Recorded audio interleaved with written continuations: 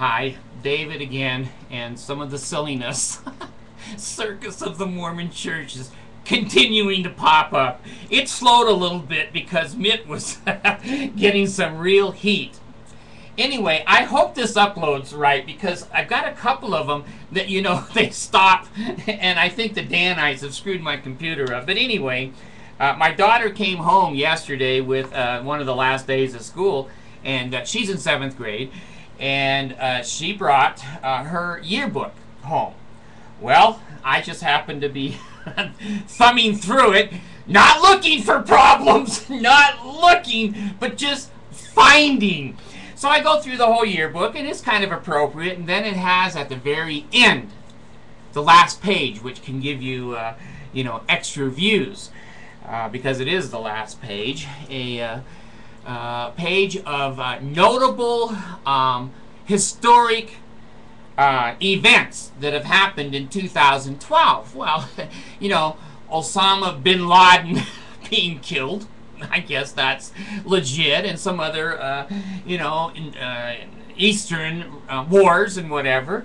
And suddenly, I look down, and here's the Mormon Tabernacle Choir, picture of the organ, and I look at it and think, what the hell does this have to do with historical things in 2012, and especially in a yearbook that I paid $29 for?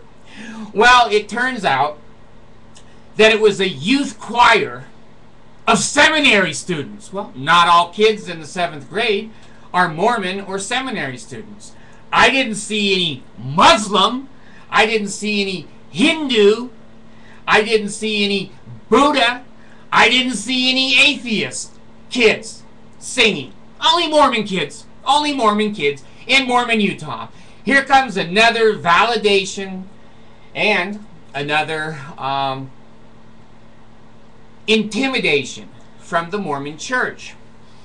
So it said it was the 100th anniversary of the seminary program.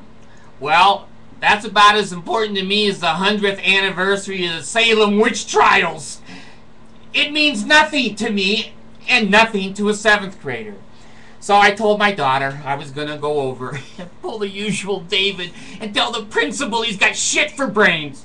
Well, usually when I've gone over and said that, he says, "You're right, we won't do that again."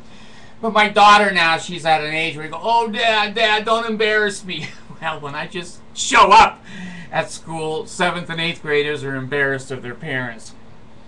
So here it is, Utah, and I look down to see where these historical events were documented. I'll be damned. It was the Desert News in Salt Lake City. Who owns the Desert News? The morgue. The morgue owns the Desert News. So they put all the advertisement of events in, and then they slipped in the Mormon View. Well, frankly, I don't like the Mormon View. I don't like to pay $29. I pay a lot of money to stay away from Mormons and that cult. And here it comes right in the goddamn, right in the yearbook that I paid $29 for.